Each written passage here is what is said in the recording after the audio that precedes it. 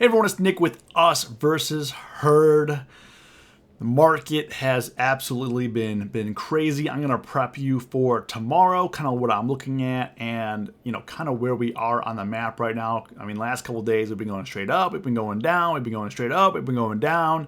And honestly, it's pretty tiresome, but the biggest events happening tomorrow for the stock market is we're going to have jobless claims. So jobless claims are going to come in. Right now, they're expected to dip to 225K. We also have manufacturing PMI, U.S. services PMI. But the biggest event is going to be right here. Jerome Powell is going to be testifying before the U.S. committee. And we do have crude oil inventories coming in and hot. So tomorrow, a lot of data coming in. So just be mindful. We got that data coming in, but the biggest event is at 10 a.m. Eastern time. Powell is going to be, Powell's going to be doing what Powell does. I mean, Powell was on today. He's going to be on tomorrow. So far, so good this week for the most part, even though the market closed flat for the most part. But the way that they did it, I mean, just kind of crazy. But this is what we're looking at for this week. So looking at Nasdaq here, I mean, the biggest concern for me on both the Nasdaq and the S&P, I don't really look at Dow because Dow sucks. I mean, there's only a couple stocks in there anyway, so it's not a good gauge. But looking at Nasdaq, yesterday they came in here, they tested the 10-day, got rejected by the 10-day. But we've had, we've had some pretty massive rips here. So yesterday we had a massive rip right at open, and then again today the same chart right at open, even though this rip was a lot bigger because we had a gap down and then we filled that and we went straight up. But whatever buy programs are running right now, I'm not sure if they're done. But the interesting thing to me is they have not broken this 10-day. Yesterday, it tested the 10-day, got rejected. Today, Nasdaq tested the 10-day moving average again and was rejected. S&P, same situation.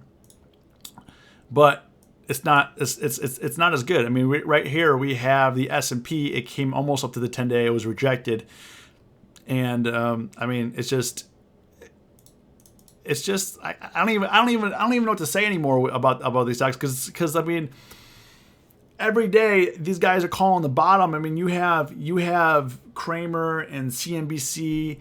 They come out here, this was on Friday. They're saying, hey, we're looking for early signs of a bottom here. And then you start having like these news articles coming saying, hey, we're looking for a bottom. Everyone's looking for a bottom. We're looking for a crypto bottom. We're looking for a stock market bottom. Of course, we're looking for a bottom. Everyone's like, the bottom is in, the bottom is in. And, when it was heavy, when people were saying the bottom was in, was right when we were in this area right here, just a few weeks ago, right? We were right in this area, right in here. They're like, oh yeah, the bottom is in. And now, coincidence, we're back in a sort of consolidation. Even though we're swinging a massive amount of points, we're kind of stuck in this box here where they're starting to say, oh yeah, the bottom's in, the bottom's coming, or, where's the bottom?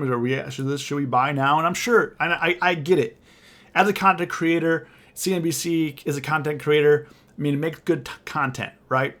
But what doesn't make good content is trying to convince people to buy stocks, saying the bottom is in, the bottom is in, and then they have the basically the waterfall of the stock market. Just when this happened, we went down from 40.85 down to 37.50, 3,700. I mean, we dropped more than 100 points here on the S&Ps. Nasdaq, same exact situation. So I don't think anybody could be calling a bottom until the data starts turning around. Until inflation starts turning around.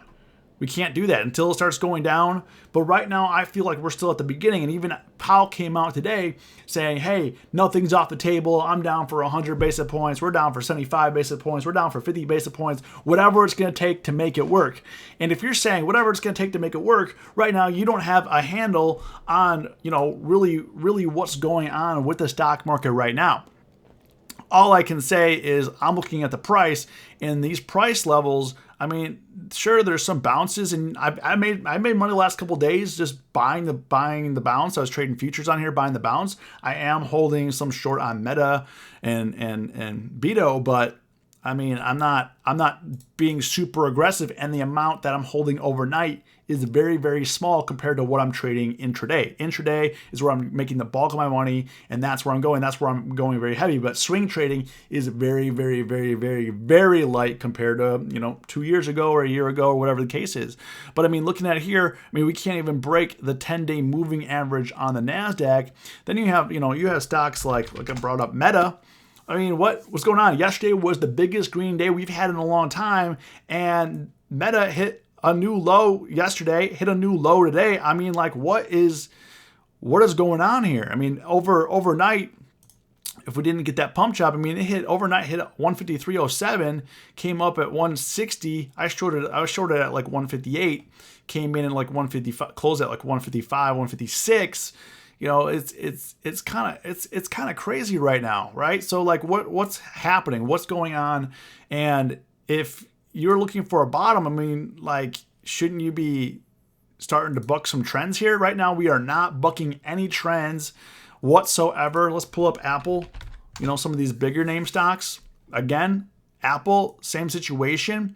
Tapped the 10-day yesterday, tapped it today, was rejected both times. Is that something that you want to see to buy a bottom? No, it looks like this is good short entries, right? Now, sure, could we gap up tomorrow and this whole thesis is gone? Sure, but as of right now, as of the time of the video, this is the way that I'm seeing the market. Anything could happen, and I'm prepared for that, and that's why when I tell you that I'm only swing trading a very small position, this is why, because you have a high probability of being wrong in this market. Right now, I'm following price, I'm following trends, and right now, the trend is straight down, right?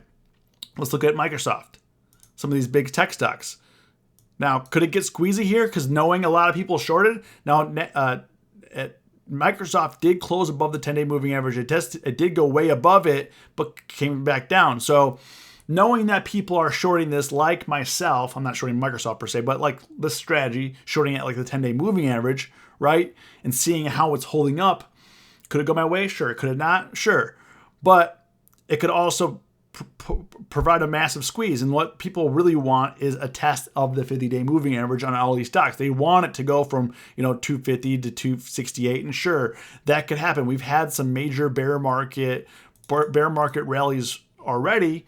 Just looking at SPY here, we've had 1, 2, 3 bear market rallies. Then we had this ginormous drop with tons of gaps, and everyone's eyeing these gaps and saying all the gaps need to be filled. And I agree, all gaps do need to be filled, but they don't have to be filled now, this year, 5 years from now. We don't know what the future holds, but that's why I'm very, just very cautious of like what's going on here. Also, you also have like crypto. If we look at Bitcoin closed down at sub 20K. No bounce here, and a lot of people are saying when crypto bottoms, the stock market's going to bottom, blah, blah, blah, which a lot of news came out on that today. But I don't see any bottom. Just because something made a new low doesn't mean it's the bottom, right? Just because something made a new high doesn't mean that's the top, right? It works the same way in bear markets, or at least the way that I say it.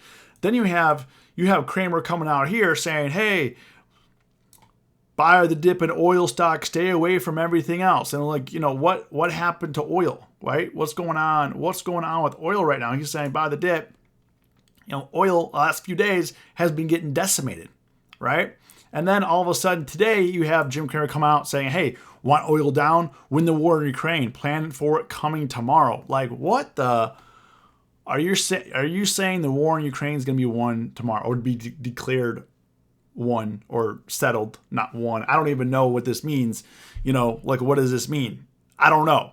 Does Jim know something we don't? I don't know. Leave a comment. Let me know. Send me a message. I don't know what's going on here.